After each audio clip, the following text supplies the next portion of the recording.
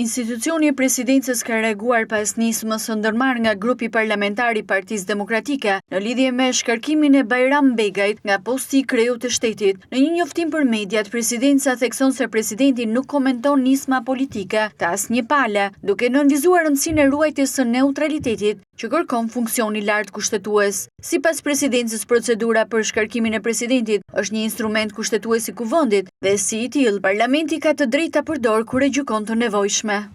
Procedura për shkarkimin e presidentit të Republikës nga detyra është instrument kushtetues i parlamentit. Parlamenti është i lirë dhe sovran ta ushtrojë sa herë që e gjykon të përligjur. Presidenti i Republikës ndihet i obliguar të përgjigjet parlamentit me gjithë seriozitetin dhe ndershmërinë që imponon kjo procedurë. Grupi parlamentar i Partisë Demokratike ka promovuar sot nismën e tij duke publikuar pretendime rreth fakteve që nuk janë të vërteta.